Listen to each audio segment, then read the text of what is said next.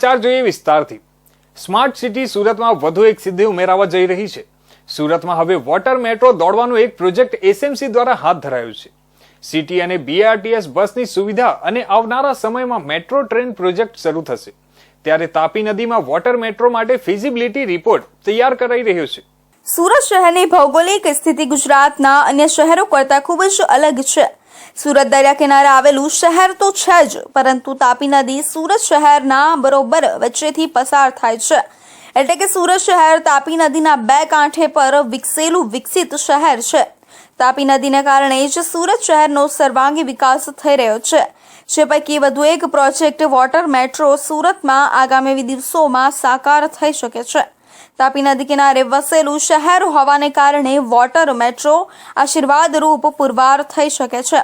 Water metro દોડાવવા માટે જે ભૌગોલિક સ્થિતિની જરૂરિયાત હોય છે, એમાં સુરત શહેર બિલકુલ ફિટ બેસે છે અને એના કારણે આગામી દિવસોમાં એસએમસી સુરત તાપી નદી ઉપર વોટર મેટ્રો દોડાવવાનું આયોજન કરવા માટે નક્કર નિર્ણય લઈ રહ્યું છે। અત્રે ઉલ્લેખનીય છે કે કેરળ રાજ્યના કોચી શહેરમાં દેશની સૌપ્રથમ વોટર મેટ્રો 2021માં શરૂ થઈ છે। સફળતાપૂર્વક કોચી શહેરની આસપાસના વિસ્તારમાં જવા માટે લોકો વોટર મેટ્રોનો ઉપયોગ કરે છે। સુરત શહેર સમગ્ર વિશ્વમાં એક સૌથી તેજ ગતિથી વિકસતું શહેર છે અને એમની જો પોપ્યુલેશન છે એ પણ ખૂબ જ ઝડપથી વધી રહી છે, કેમ કે આખા ભારત દેશમાંથી લોકો અહીંયા ઇકોનોમિક એક્ટિવિટીઝ માટે સુરતમાં આવે છે। એટલે સુરત શહેરમાં મોબિલિટી સરળતાથી થાય અને કોમ્પ્રિહેન્સિવ મોબિલિટી પ્લાન બનાવવામાં આવે અને ચૂંકી તાપી રિવર સુરત શહેરની જીવાદોરી જેવી લાઇફલાઇન છે, એટલે આને પણ વ્યવસ્થિત રીતે અહીંયાથી પણ ટ્રાન્સપોર્ટ માટેની વ્યવસ્થા ઊભી કરવામાં આવે એમના દિશામાં સુરત મહાનગરપાલિકા અત્યારે સ્ટડીઝ કરાવી રહી છે। આ અંગે મ્યુનિસિપલ કમિશનર શાલિની અગ્રવાલે ઇન્ડિયા ન્યૂઝ સાથે વાતચીત કરતા જણાવ્યું હતું કે કોમ્પ્રિહેન્સિવ મોબિલિટી પ્લાન અંતર્ગત જે રીતે બેરેજ અને તાપી નદી કિનારે પાળા તેમજ રિવરફ્રન્ટ વિકસાવવાનું આયોજન કરવામાં આવી રહ્યું છે, એના કારણે તાપી નદીનો જે પ્રવાહ છે એના ઉપર સારી રીતે નિયંત્રણ લાવી શકાય તેમ છે। સુરત મહાનગરપાલિકા વોટર મેટ્રો શરૂ કરવા માટે આગળ વધી રહી છે। એના માટે જે તે સંબંધિત વિભાગ સાથે ચર્ચાનો વિચાર વિમર્શ કરવામાં આવી રહ્યો છે। સૌથી અગત્યનો ફિઝિબિલિટી રિપોર્ટ પણ હવે તૈયાર થઈ રહ્યો છે, જેથી તાપી નદીના ઉપર વોટર મેટ્રો દોડાવવા માટે આગામી દિવસોમાં તૈયારી શરૂ કરીશું। વધુમાં જણાવ્યું હતું કે રિપોર્ટ આવ્યા બાદ ઝડપથી વોટર મેટ્રો દોડાવીને લોકોને રાહત થાય એના માટે અમે કટિબદ્ધ છીએ। સુરત મહાનગરપાલિકા દ્વારા તાપી નદી ઉપર બેરાજ અને પાળા બનાવવાની કામગીરી કરવામાં આવી રહી છે અને એમના કારણે વોટર મેટ્રોની જો પ્રોબેબિલિટી છે એ વધી છે। એટલે જ 2024-25ના બજેટમાં સુરત મહાનગરપાલિકા દ્વારા વોટર મેટ્રોનું કોન્સેપ્ટ રજૂ કરવામાં આવ્યું છે। આવનાર સમયમાં ફિઝિબિલિટી સ્ટડીઝ કરીને તાપી નદીના બંને કાંઠા ઉપર એક મેટ્રો સ્ટેશનથી બીજું મેટ્રો સ્ટેશન કે બીઆરટીએસ સ્ટેશનથી બીજું બીઆરટીએસ સ્ટેશન કે સિટી બસ સ્ટેશનથી બીજું સિટી બસ સ્ટેશન્સ ઉપર ઝડપથી પહોંચી શકાય એમના માટે વોટર મેટ્રોની ફિઝિબિલિટી સ્ટડી કર્યા પછી આગળની કાર્યવાહી કરવામાં આવશે। સુરત શહેરની વધતી વસ્તીને કારણે ભવિષ્યમાં માસ ટ્રાન્સપોર્ટેશનની દિશામાં વોટર મેટ્રો આશીર્વાદરૂપ પુરવાર થશે। મને વિશ્વાસ છે કે વોટર મેટ્રોનો પ્રોજેક્ટ પણ ખૂબ સફળ થશે, કારણ કે તાપી નદી સુરત શહેરની મધ્યમાંથી પસાર થાય છે, ત્યારે સ્વાભાવિક રીતે શહેરના બંને છેડાનો વિકાસ ઝડપથી થઈ રહ્યો છે, જેના ભાગરૂપે લોકો એક બાજુથી બીજી બાજુ સરળતાથી જઈ શકે એ માટે બ્રિજનું નિર્માણ તો કરવામાં આવ્યું છે, પરંતુ વોટર મેટ્રોનો પણ હવે ઉપયોગ થઈ શકશે। જે રીતે rail metro, city bus, BRTS બસના સ્ટેશન નક્કી કરવામાં આવી રહ્યા છે, એવી જ રીતે તાપી નદીના કિનારે પણ અમે વોટર મેટ્રોના સ્ટેશન નક્કી કરીશું। સુરતના પોલીસ કમિશનર અનુપમસિંહ ગેહલોતની ઇન્ડિયા ન્યૂઝ સાથે વિવિધ મુદ્દે ખાસ વાતચીત કરતા એમણે સુરતની જનતાને શાંતિ, સુરક્ષા અને સલામતી માટે સુરત પોલીસ દ્વારા કરાઈ રહી છે એના વિશે જણાવ્યું હતું। પોલીસ કમિશનર અનુપમસિંહ ગેહલોત દ્વારા પોલીસ દ્વારા ડ્રગ્સ વિરોધી કરવામાં આવેલી ડ્રાઈવ વિશે પણ વિશેષ જાણકારી આપવામાં આવી હતી। ઇન્ડિયા ન્યૂઝ સાથેની વાતચીતમાં કમિશનર અનુપમસિંહ ગેહલોતે માહિતી આપી હતી, જેમાં સૌથી મહત્વપૂર્ણ જાણકારી આપતા એમણે જણાવ્યું હતું કે હાલમાં ચોમાસાની સિઝન હોય, ભારે વરસાદને કારણે શહેરમાં ઠેર ઠેર ખાડાઓ પડી ગયા હોય આવી જગ્યાએ કોઈ અકસ્માત ના થાય એની કાળજી રાખવા ટ્રાફિક વિભાગને તાકીદ કરી હતી.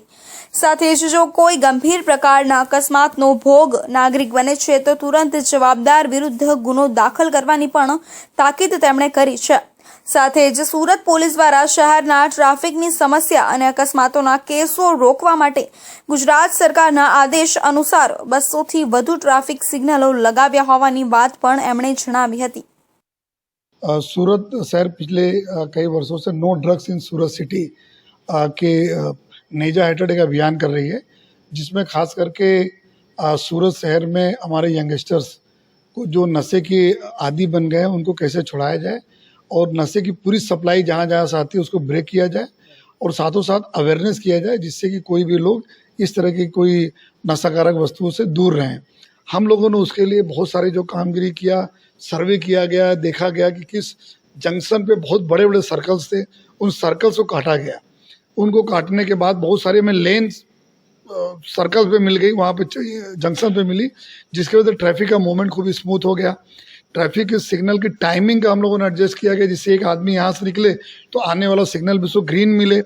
बहुत सारे 27 जितने जगह थे जहाँ पे सिग्नल बंद किया गया, उस 100 मीटर की दूरी पे सिग्नल लगे थे, जिसकी वजह से प्रॉब्लम हो रही थी, उनको भी हम लोगों ने 27 सिग्नल लोकेशन पे बंद किए गए. और जो ट्रैफिक जंक्शन जहाँ पे तो वहाँ पे बम्प बनाए गए थे, वो पहले जो ट्रैफिक को रोकने के लिए कि स्पीड पर ना जाए, उन लगभग हम लोगों ने 72 जगह पे बम्प हटाए, बम्प काट के हटा दिया गया. तो रोड इंजीनियरिंग के साथ साथ लोगों में अवेयरनेस के साथ साथ हमारी पूरी टीम जो रोड पे हम लोग रहते हैं, उसके बाद से ये इसमें अच्छा हमें रिजल्ट देखने को मिल रहा है जो है.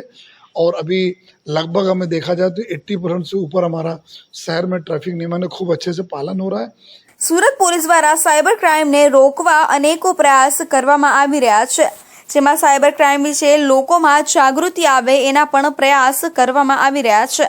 તેમજ જનતા આવા સાયબર ક્રાઇમમાં ના ફસાય એ માટે સોશિયલ મીડિયા તેમજ મીટિંગો કરી લોકોને જાગૃત કરવાની કામગીરી કરવામાં આવી रही છે. मैं आपके माध्यम से बताना चाहता हूँ कि लोग ये आप मत सोचिए कि आपका अगर साइबर क्राइम आपके साथ बना है तो उसको रिपोर्ट करना नहीं है. आप जरूर रिपोर्ट करिए, 1930 पर रिपोर्ट करिए और 100% आपका ये काम होगा. ऐसे जितनी जल्दी आप रिपोर्ट करेंगे उतना जल्दी पैसा फ्रीज करेंगे. और उसके अलावा जो ऐसे हमने बताया कि जो मॉर्फिंग वीडियो, न्यूड वीडियो, ये सब जो चीज़ें होती है कि आपका बच्चा कहीं बाहर है, वो बच्चा मैंने किडनैप कर लिया है, अगर आप पैसा नहीं देंगे, नहीं छोड़ेंगे, ये सब भी चीज़ें आएंगी. उसको बिल्कुल आपको ध्यान नहीं देना, आप सीधे पुलिस के पास आइए और आपको 100% हम लोग पूरी मदद करेंगे. तो जो साइबर का जो नया उसमें हम स्ट्रेंथनिंग भी कर रहे हैं, हमारी स्ट्रेंथ बढ़ाई भी जा रही, हम लोग ट्रेनिंग भी ले रहे हैं, हम नए नए इक्विपमेंट्स, टूल्स, सॉफ्टवेयर भी डाल रहे हैं, जिससे हम लोग कोई भी क्रिमिनल कहीं देश में बैठा हुआ तो उसको हम लोग अरेस्ट कर सकेंगे. સુરતમાં ગુનાખોરી ઓછી થાય એ માટે સતત પ્રયાસ કરનાર સુરત પોલીસ દ્વારા સામાજિક પ્રવૃત્તિ સહિત અનેક એવા કાર્યો કરવામાં આવી રહ્યા છે જે ક્યારે પોલીસ કરતી ના હતી, પરંતુ નાગરિકોના હિતને ધ્યાનમાં રાખી દરેક જગ્યાએ કાનૂનનો દંડો બતાવી ગુનેગારો ભય રાખવા સાથે સામાન્ય વ્યક્તિ ભયમુક્ત રીતે શહેરમાં રહી શકે એ માટેના પ્રયાસો કરવામાં આવી રહ્યા છે. ગુજરાતના કેટલાક જિલ્લામાં આવેલા પૂર બાદ આ સમગ્ર વિસ્તારમાં વીજ પુરવઠો ખોરવાઈ ગયો હતો, જેને પુનઃ સ્થાપિત કરવા સ્થાનિક એન્જિનિયરો અને કર્મચારીઓ દ્વારા જો કામગીરી કરવામાં આવે તો લાંબા સમય સુધી સેવા પુનઃ સ્થાપિત કરી શકે એમ ના હોય. અન્ય જિલ્લાના એન્જિનિયરો અને કર્મચારીની મદદ લેવી અનિવાર્ય હતી, જેને પગલે સુરત ડીજીવીસીએલ દ્વારા પોતાના એન્જિનિયરો અને કર્મચારી વડોદરા અને જામનગર ખાતે મોકલી મોટી કામગીરી પૂર્ણ કરવા મદદ કરી રહ્યા છે. રાજ્યમાં ગમે તે સ્થળે અણધારી આફત આવી પડે ત્યારે રાજ્ય સરકાર પોતાના કર્મીઓને એક જિલ્લામાંથી અન્ય જિલ્લાઓમાં કામગીરી માટે મોકલીને જે તે અતિવૃષ્ટિના જિલ્લાઓની પૂર્વવત સ્થિતિમાં આવે તે માટેના દિન રાત પ્રયત્નો કરે છે. તાજેતરમાં જામનગર અને વડોદરા જિલ્લામાં વરસાદ પૂરની પરિસ્થિતિમાં તમામ સ્થળોએ વીજ પુરવઠો ફરી પૂર્વવત થાય તે માટે દક્ષિણ ગુજરાત વીજ કંપનીની 35 ટીમો સાથેના 108 એન્જિનિયરો, વીજ કર્મીઓ, વડોદરા જિલ્લામાં તથા જામનગર ખાતે 10 ટીમોના 33 વીજકર્મીઓ ફીડરો, રિપેરિંગ, વીજપોલની મરામત જેવા કાર્યોમાં જોતરાયા છે. ભારે વરસાદ, પૂર અને અતિ ઝડપે ફૂંકાયેલા પવનને કારણે સમગ્ર જિલ્લામાં વીજ પુરવઠો ઠપ થઈ ગયો હતો અને અંધારપટ છવાયું હતું. ત્યારે મોટાભાગના ગામો અને શહેરોમાં વીજ પોલ પડી ગયા હતા અથવા ઓવરહેડ વાયરો તૂટી ગયા હતા. સાથે જ ટ્રાન્સફોર્મર સહિતના ઉપકરણો પાણીમાં ગરકાવ થઈ જતા સેંકડો ગામો અને શહેરોમાં વીજ સેવા ફરી સ્થાપિત કરવા યુદ્ધના ધોરણે કામગીરી કરવી અતિ જરૂરી હતી અને આ કામગીરી માટે વધારાના એન્જિનિયરો અને કર્મચારી વગર થઈ શકે તેમ નહીં હોય. આમ સુરતના DGVCLની મદદ લેવામાં આવી છે અને અહીંનો તમામ સ્ટાફ જામનગર અને વડોદરા ખાતે પહોંચીને તમામ વિસ્તારોમાં કામગીરીમાં જોડાઈને ઝડપથી વીજ પુરવઠો પૂર્ણ સ્થાપિત થાય એ માટેના પ્રયાસો હાથ ધર્યા છે. આમ દક્ષિણ ગુજરાત વીજ કંપનીના કર્મીઓ પણ યુદ્ધના ધોરણે વીજ પુરવઠો ફરી શરૂ કરવાની કામગીરીમાં રાત દિવસ કાર્ય કરી રહ્યા છે. જૈન ધર્મ અતિ પવિત્ર માનવામાં આવતા આ પર્યુષણ પર્વની શરૂઆત ભવ્યથી ભવ્ય રીતે કરવામાં આવી છે. સુરતમાં આચાર્ય શ્રી મહાશ્રમણજીના સાનિધ્યમાં શરૂ થયેલા આ વર્ષના પર્યુષણ પર્વમાં હજારો જૈન શ્રાવકો અને જૈન મુનિઓ દ્વારા ભક્તિભાવપૂર્વક આજથી આ પર્વની શરૂઆત કરવામાં આવી હતી. સમગ્ર જૈન ધર્મનો અતિ પવિત્ર પર્વ એટલે પર્યુષણ પર્વ. ત્યારે સુરત શહેરના વેસુ વિસ્તારમાં આવેલ સંયમ વિહાર ખાતે આચાર્ય શ્રી મહાશ્રમણજીના નેજા હેઠળ આ પર્યુષણ પર્વની શરૂઆત ભવ્યથી ભવ્ય રીતે કરવામાં આવી છે. આ પર્વ નિમિત્તે હજારોની સંખ્યામાં આચાર્યશ્રીના દર્શનાર્થે સમાજના તેમજ અન્ય સમાજના લોકો પધાર્યા હતા અને આ પર્યુષણ પર્વની શરૂઆત કરવામાં આવી હતી. સુરત ચાતુર્માસ પ્રવાસ વ્યવસ્થા સમિતિના અધ્યક્ષ સંજય સુરાનાએ જણાવ્યું હતું કે સમગ્ર જૈન ધર્મના લોકો માટે આ 8 દિવસના પર્યુષણ પર્વ અતિ મહત્વના હોય છે, કેમ કે પર્યુષણ પર્વના 8મા દિવસે બધા જૈન ધર્મ સાથે સંકળાયેલા લોકો ઉપવાસ કરતા હોય છે. ત્યાર પછી 9મા દિવસે આખા વર્ષ દરમિયાન જે પણ જીવજંતુ કે મનુષ્યને તેમના થકી ભૂલ થઈ હોય તેની ક્ષમા માંગવામાં આવતી હોય છે, જેને મિચ્છામી દુક્કડમ તરીકે ઉજવવામાં આવતું હોય છે. પર્યુષણ પર્વના 9 દિવસમાં વિવિધ દિવસે અલગ અલગ કાર્યક્રમનું આયોજન કરવામાં આવ્યું છે, જેમાં પહેલા દિવસે ખાદ્ય સંયમ દિવસ, બીજા દિવસે સ્વાધ્યાય દિવસ, ત્રીજા દિવસે સામયેજ દિવસ, ચોથા દિવસે વાણી સંયમ દિવસ, પાંચમા દિવસે વ્રત ચેતના દિવસ, છઠ્ઠા દિવસે જપ દિવસ, સાતમા દિવસે ધ્યાન દિવસ અને આઠમા દિવસે ભગવતી સંવત્સરી મહાપર્વ અને 9મા દિવસે ખમત ખામણા દિવસની ઉજવણી કરવામાં આવશે. आज से हमारा पर्युषण का महापर्व चालू हुआ है. जैनियों के लिए ये 8 दिवस का पर्व होता है. इसमें पहले दिवस आस्था और यहाँ पर लोग 15,000 से ज़्यादा लोग गुरुदेव के सानिध्य में यहाँ पर सामायिक आराधना कर रहे थे और ये 8 दिन चलेगा. 8वें दिन हमारा संवत्सरी का दिन होता है. उस दिन प्राय सभी लोग उपवास रखते हैं, व्रत रखते हैं. उस दिन हमें कोई भी खाद्य पदार्थ खाना नहीं होता है. और 9वां दिन हमारा क्षमा याचना का दिवस होता है, जिसे गुजराती में मिच्छामी दुक्कड़म कहते हैं. उस दिन हम सभी जीव जंतुओं से, समाज के सभी लोगों से हम क्षमा याचना करते हैं और अपनी भूलों का अवलोकन करते हैं कि हमारी कोई भूल हुई है तो हमें क्षमा करें. જૈન ધર્મની સાધનામાં ચાતુર્માસને ખૂબ જ ખાસ માનવામાં આવે છે. આ 4 મહિનામાં મુનિજન એક જ જગ્યાએ રહીને ધર્મ આરાધના અને તપ કરે છે. આ દરમિયાન સંકલ્પનો અવસર પર્યુષણ પર્વ પણ ઉજવવામાં આવે છે. તેને પર્વરાજ કહેવામાં આવે છે. ત્યારે સુરતમાં સમગ્ર તેરાપંથ જૈન સમાજ સંઘના આચાર્ય મહાશ્રમણજી 21 પર્વ પછી સુરત શહેરના સંયમ વિહારમાં 4 મહિનાના ચાતુર્માસ માટે પધાર્યા હતા. ત્યારે આજે પર્યુષણ પર્વને લઈ તેમને આજે ખાદ્ય સંયમ દિવસ તરીકે માર્ગદર્શન આપ્યું હતું. સુરત પોલીસ દ્વારા તેરા તુજકો અર્પણ કાર્યક્રમ અંતર્ગત મૂળ માલિકોને તેમનો ચોરાઈ ગયેલો મુદ્દામાલ અને રોકડ રકમ પરત કરવામાં આવી રહી છે. ત્યારે ઝોન 6 વિસ્તારમાં આવેલા પોલીસ મથકોમાં અલગ અલગ પ્રકારે બનેલા સાયબર ક્રાઇમના ગુનાઓમાં ભોગ બનનારાઓના રૂપિયા તેરા તુજકો અર્પણ કાર્યક્રમ અંતર્ગત પરત કરવામાં આવ્યા હતા, જેમાં 113 અરજદારોના કુલ 28,70,000 થી વધુ રૂપિયા પરત કરવામાં આવ્યા છે. સુરત પોલીસ દ્વારા તેરા તુજકો અર્પણ કાર્યક્રમ શરૂ કરવામાં આવ્યો છે, જે અંતર્ગત કોઈ પણ વસ્તુઓ ચોરી થઈ હોય, લૂંટ થઈ ગઈ હોય તે અથવા તો ભૂલાઈ ગઈ હોય અને સાયબર ફ્રોડ થયો હોય તેવી તમામ ઘટનાઓમાં કોર્ટના ધક્કા ખાધા વગર પોલીસ હવે મૂળ માલિકોને મુદ્દામાલ પરત કરી રહી છે. ત્યારે સમયાંતરે અલગ અલગ પોલીસ મથકોમાં આ કાર્યક્રમનું આયોજન કરવામાં આવે છે અને લોકોને પોતાનો મુદ્દામાલ પરત કરવામાં આવે છે. ત્યારે સુરતના બુડિયા ગામ રામજીવાડી ખાતે ઝોન 6 અંતર્ગત આવતા અલગ અલગ પોલીસ મથકોમાં સાયબર ક્રાઇમના ગુનાઓમાં ભોગ બનનારાઓના રૂપિયા પોલીસ દ્વારા પરત કરવામાં આવ્યા હતા.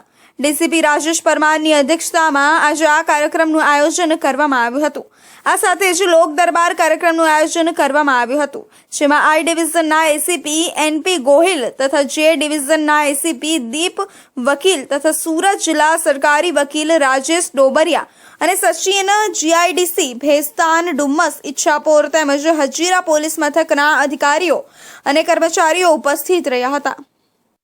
લોક દરબારનું આયોજન કરી અને એમને હેલ્પ કરી, એમને ગાઈડ કરી અને આ ટોટલ પેપર વર્ક કરી અને એમના નાણાં પરત મળી શકે એ બાબતની કાર્યવાહી કરવાની અને આ બાબતે લોક દરબારનું આયોજન કરવાની અને સાથે સાથે સાયબર ક્રાઇમનું બાબતે જાગૃતિ આવે તે આશયથી પણ એક કોમ્યુનિટી પોલીસિંગના જે કોન્સેપ્ટ જે છે એને ધ્યાનમાં રાખી અને લોક દરબારનું આયોજન કરવાની સૂચના આપવામાં આવેલી હતી.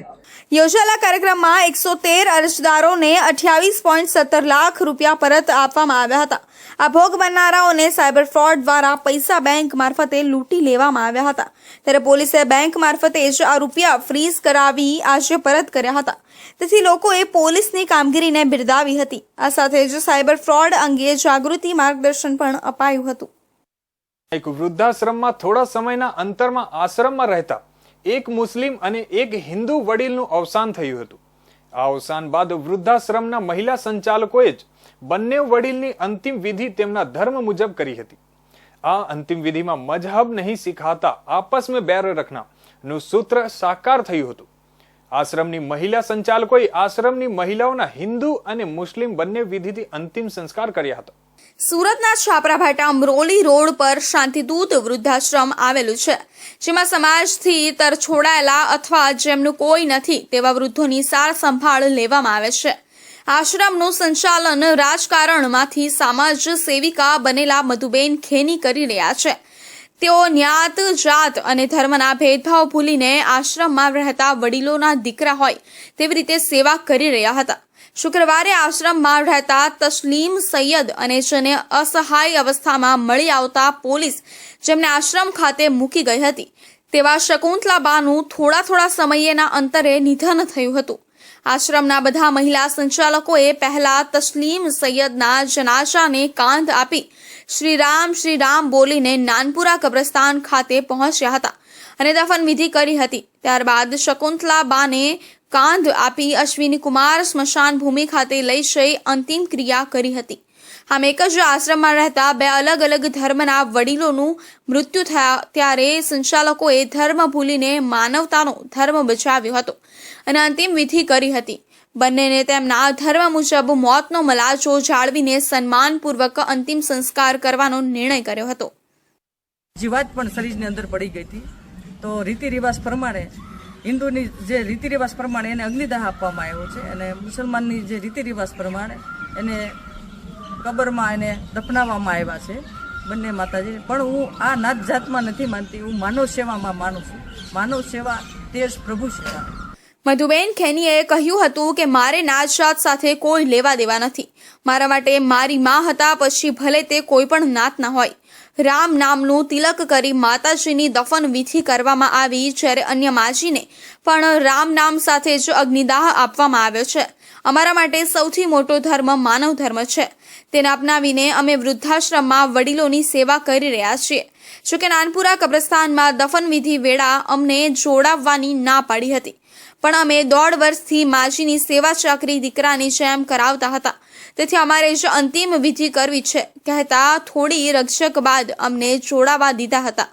લોકોએ પણ ધર્મના વાડા ભૂલીને આવા સહભાગી થવું જોઈએ. સુરતમાં 11 મહિના પહેલા ઉત્તરાયણ પોલીસ મથકના પીએસઆઈનો એસીબીએ 10 લાખ કમાવાનો પ્લાન નિષ્ફળ બનાવી દીધો હતો. ઉત્તરાયણ પોલીસ મથકના પીએસઆઈ ડી.કે. ચોસલા દ્વારા પોલીસ મથકમાં આવેલા જાણવાજોગ ફરિયાદની તપાસમાં ફરિયાદી ઉપર ગુનો ન દાખલ કરવા બાબતે 10 લાખ રૂપિયાની લાંચ માંગી હતી. ફરિયાદી વિરુદ્ધ કાર્યવાહી નહીં કરવાના માટે પીએસઆઈ દ્વારા 10 લાખની લાંચ માંગવાના કેસમાં 11 મહિનાથી ભાગેડું એવા પીએસઆઈને આખરે એસીબીની ઝડપી પાડવામાં સફળતા મળી છે. ફરિયાદી વિરુદ્ધ જાણવાજોગ ફરિયાદમાં કાર્યવાહી નહીં કરવા માટે લાંચની માંગણી કરવામાં આવી હતી, જે બાબતે ફરિયાદીએ એસીબી ઓફિસમાં ફરિયાદ કરતા વડોદરા એસીબીની ટીમે છટકું ગોઠવીને પીએસઆઈના વચેટિયાની 10 લાખ રોકડા લેતા રંગે હાથ ઝડપી પાડ્યો હતો. આ ગુનામાં એસીબીએ ત્યારે એકની ધરપકડ કરી હતી, જ્યારે હવે 11 મહિના બાદ પીએસઆઈ ઝડપી પાડવામાં આવ્યો છે. એસીબી પાસેથી મળતી માહિતી મુજબ સુરતના એક જાગૃત નાગરિકે ઉત્તરાયણ પોલીસ મથકના પીએસઆઈ દ્વારા 10 લાખ રૂપિયાની લાંચ માંગી હોવાની ફરિયાદ કરવામાં આવી હતી, જેમાં ફરિયાદ મુજબ ફરિયાદીના મિત્ર વિરુદ્ધ ઉત્તરાયણ પોલીસ સ્ટેશનમાં એક જાણવાજોગ અરજી થઈ હતી. જે અરજીના તપાસ કામે ફરિયાદીને ઉત્તરાયણ પોલીસના પીએસઆઈ ડીકે ચોસલા દ્વારા ગત તારીખ 12 સપ્ટેમ્બર 2023ના રોજ પોલીસ સ્ટેશન બોલાવીને દાખલ થયેલ જાણવાજોગ અંગેનું નિવેદન લેવડાવ્યા હતા. અરજીના સામે નિવેદન લીધા બાદ પીએસઆઈ દ્વારા પોતાની પાસે રહેલ એપલ આઈફોન 14 જમા લઈ લીધો હતો. ત્યારબાદ ગઈ તારીખ 19 સપ્ટેમ્બર 2023ના રોજ ફરી પીએસઆઈ ચોસલાએ મળવા ઉત્તરાયણ પોલીસ સ્ટેશન ખાતે મળવા બોલાવ્યો હતો, ત્યારે 10 લાખ રૂપિયાની લાંચ માંગી હતી.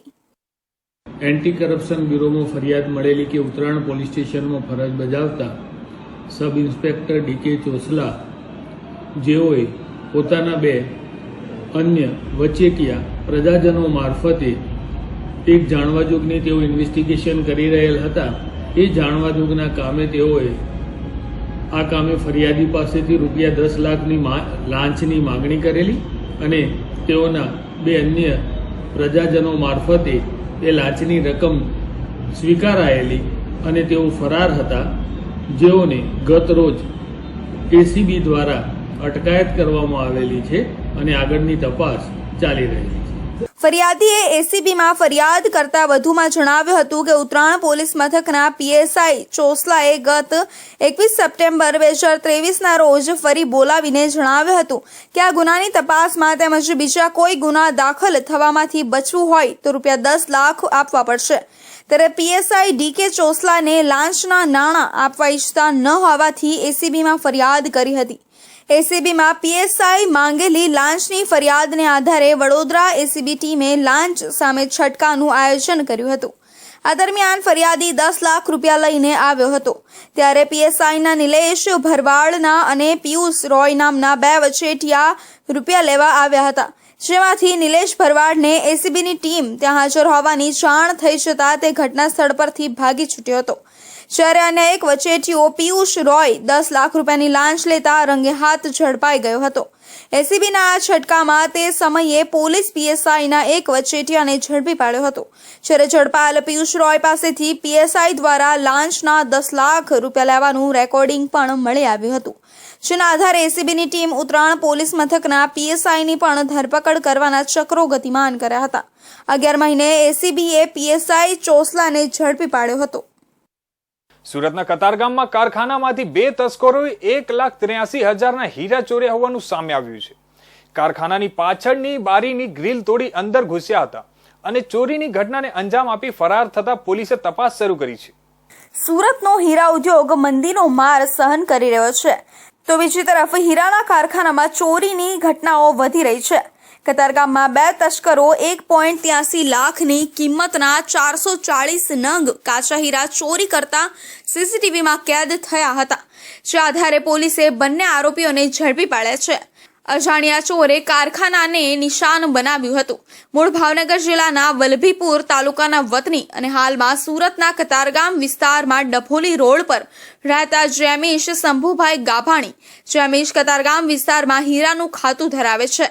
ગત 28 ઓગસ્ટના રોજ રાત્રે 1:45 વાગ્યાના અરસામાં તેઓનું કારખાનું બંધ હતું, ત્યારે અજાણ્યા ચોરે તેમના કારખાનાને નિશાન બનાવ્યું હતું. 1.83 લાખના હીરાની ચોરી કરી ફરાર થઈ ગયા હતા.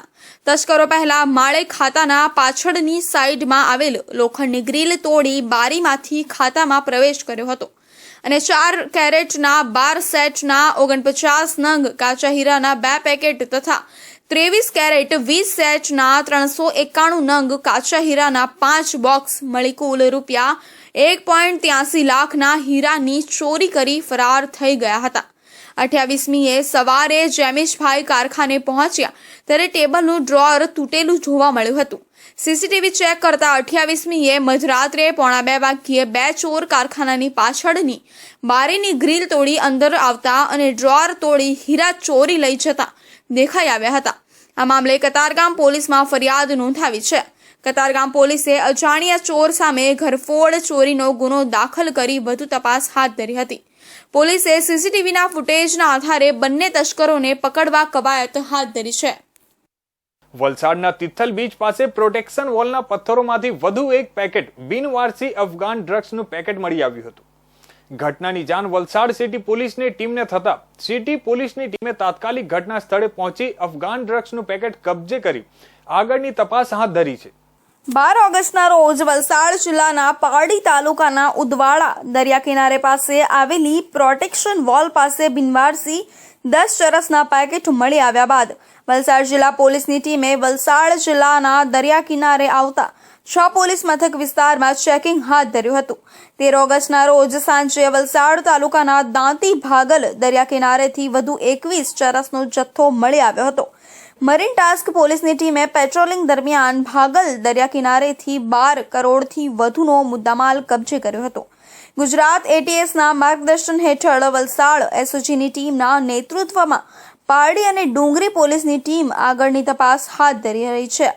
17 દિવસમાં વલસાડ જિલ્લાના 70 કિલોમીટરના દરિયા કિનારાથી કુલ 32 પેકેટ બિનવારસી મળી આવ્યા છે. છેલ્લા 1 મહિના દરમિયાન ગુજરાતના વિવિધ દરિયા કિનારે અફઘાની ડ્રગ્સનો જથ્થો મળી આવ્યો છે. રાજ્યમાં અલગ અલગ જિલ્લાના દરિયા કિનારાના વિસ્તારમાં બિનવારસી હાલતમાં પોલીસની ટીમ ચરસનો જથ્થો મળી આવ્યો હતો.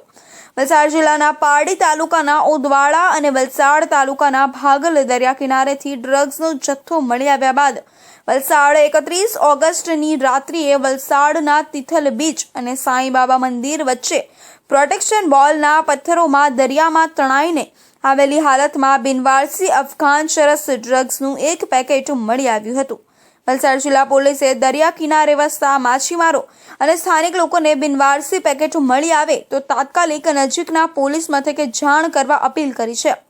સાથે ગુજરાત એટીએસના માર્ગદર્શન હેઠળ વલસાડ એસપી ડોક્ટર કરણરાજ વાઘેલાના નેતૃત્વમાં એસઓજી અને પારડી તેમજ ડુંગરી પોલીસની ટીમે કેસની તપાસ કરી રહી છે. વલસાડ સિટી પોલીસની ટીમે તિથલ બીચ પાસેથી મળેલા ડ્રગ્સના પેકેટનો કબજો મેળવી એફએસએલની ટીમની મદદ મેળવી આગળની તપાસ હાથ ધરી છે. તો આ હતા અત્યાર સુધીના મુખ્ય સમાચારો. નવા સમાચારો માટે જોતા રહો ઇન્ડિયા ન્યૂઝ ગુજરાત.